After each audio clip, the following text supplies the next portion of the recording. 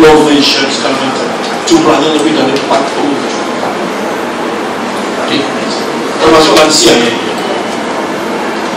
Bahkan anggota DPR yang ikut rapat dengan saya selalu mengatakan, Bapak, maaf ya Pak, saya punya perspektif berbeda.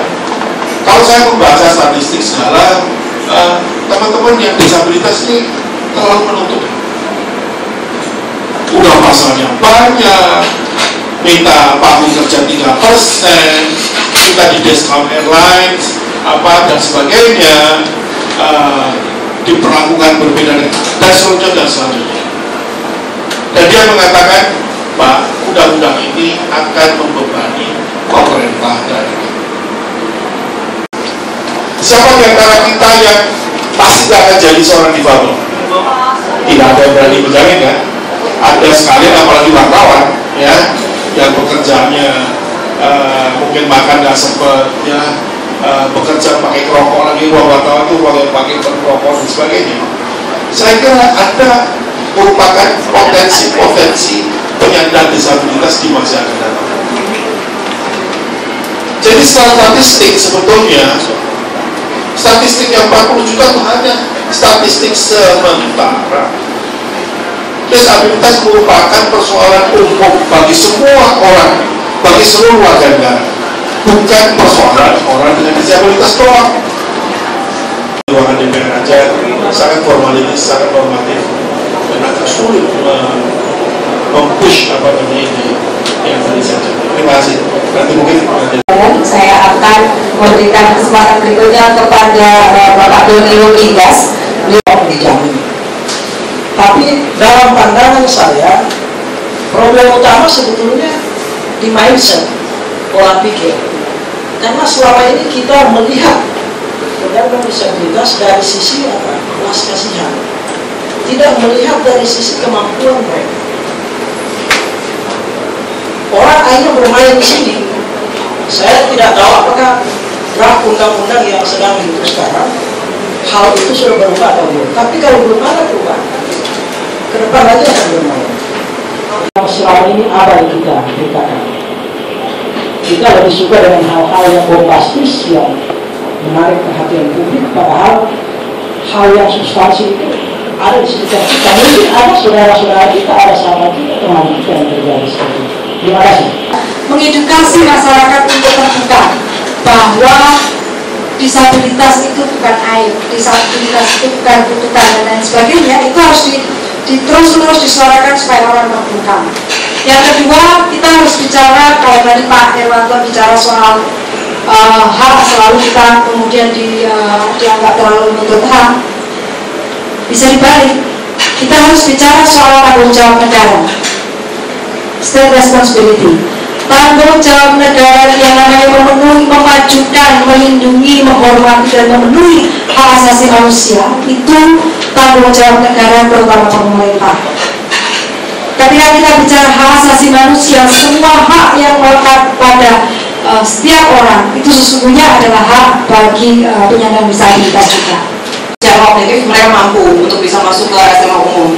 Lalu mereka bertanya balik ke saya, perusahaan atau kantor semacam apa yang nantinya ketika mereka lulus SMA atau nantinya mereka bisa kuliah, perusahaan apa yang bisa menerima mereka dengan kondisi mereka tunanetra? Itu biasanya mereka dituntun, tidak ada yang menuntun, dan penyandang tunanetra ini biasanya diminta untuk pakai kacamata, biasanya kacamata hitam, dituntun. Saya kira itu dieksploitasi karena ternyata berdasarkan pengamatan kami, mereka menjual, jadi tidak disambung itu.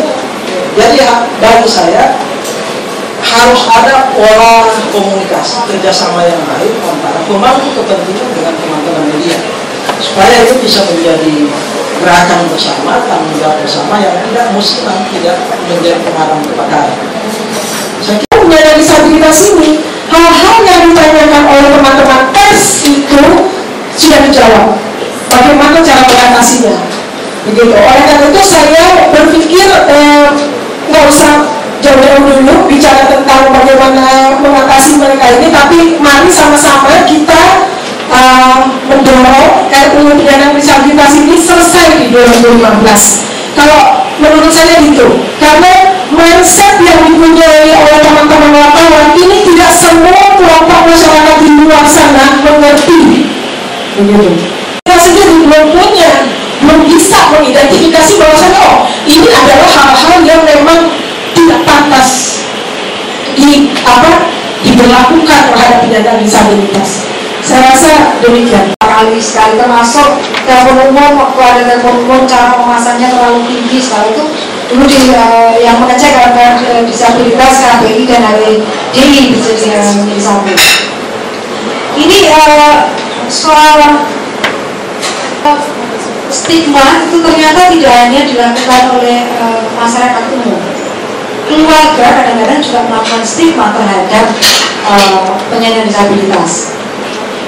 Dan kemudian pemerintah, karena mereka melihat sebenarnya sama, disabilitas dengan perempuan itu hampir sama, dianggap lemah, dianggap tidak berdaya, dianggap semua harus diwakili oleh laki-laki. Itu yang terjadi di dalam masyarakat.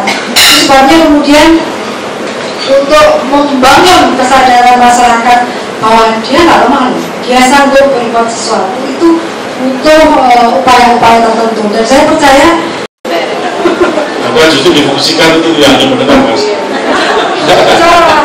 Oke, yang ini pesan saya terakhir. Kayak seperti DKI bagus, tapi yang lain masih susah, Pak. Jelek ya. Istana Presiden Pak Ilagan. Oh itu lagi. Oh saya nggak tahu ya waktu banyak orang cacat nggak boleh istana Pak. Iya istana alergi. Terus kalau untuk mall lumayan, tapi sebelumnya terus sarana lain masih jauh. Kalau saya rasa sih baru 40%, belum ada 50% belum. Yang katanya ya ikon kota untuk internasional lah ya, berarti harusnya Jakarta itu udah menjadi kota-kota yang benar-benar metropolis dalam arti disabilitas juga harusnya sudah tidak perlu dibahas lagi. Namun di sini saya tidak mau menguraikan lagi soal disabilitas tadi. Yang saya perhatikan adalah bahwa nggak usah kan untuk disabilitas, untuk masyarakat umum saja. Masyarakat umum ya yang menggunakan fasilitas aja di kota Jakarta itu saja belum standar gitu loh. Kadang-kadang mereka pun terusik dari fasilitas yang ada, apalagi dengan disabilitas. Sudah menyambut baik undang-undang penyandang cacat waktu itu sudah diratifikasi ya, kemudian melalui konvensi yang penyandang disabilitas, sehingga definisi penyandang cacat itu sudah berubah.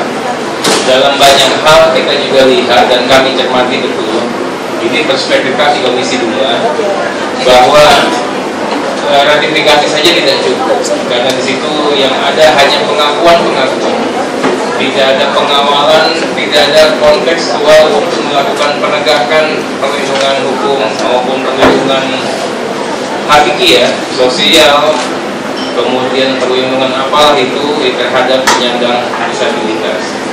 Makanya kami kemarin, karena Komisi 2 itu erat kaitannya dengan pelayanan publik, kami pun juga memberikan stressing. Yang diratifikasi kemarin itu hanya, mohon maaf ini mungkin hanya untuk menyenangkan teman-teman, tapi substansinya, esensinya itu nggak ada sama sekali, Bapak. Ini tidak bisa menyerap kebutuhan masyarakat pada saat ini. Jadi kami tidak revisi, tapi kita buat lagi undang-undang baru, yaitu RUU di bidang peternakan. Nah, untuk yang disabilitas ini, kenapa tidak kami Komisi 2 bisa? Mudah-mudahan Komisi 8 kalau perspektifnya sama dengan kami, mudah-mudahan bisa. Karena apa? Tidak ratifikasi, ini harus dibuat baru. Nah kan kemarin kan ini ada proyeknya sudah masuk. Oke lah, di DPR itu tidak kenal yang namanya carry over. Begitu 2014 tutup, mulai ulang lagi. Kok sudah diulang Pak? Jadi sebenarnya kalau ditanya semangatnya kami DPR, sudah masuk. Februari bahkan April kemarin, ini juga kita sounding di paripurna DPR terkait dengan ini. program prioritas legislasi. Sayangnya untuk ini kayaknya belum ada di DPR. Sayang sekali. Iya. 39 RUU ini. Ya ini nggak masuk. Jadi jangan patah semangat, ya ingatkan kami terus, mudah-mudahan kami juga bisa membantu, karena kita juga punya kepentingan Komisi 2 ini, bagaimana pelayanan publik ini memang betul-betul dirasakan sebagai pelayanan publik. Publik ini tidak punya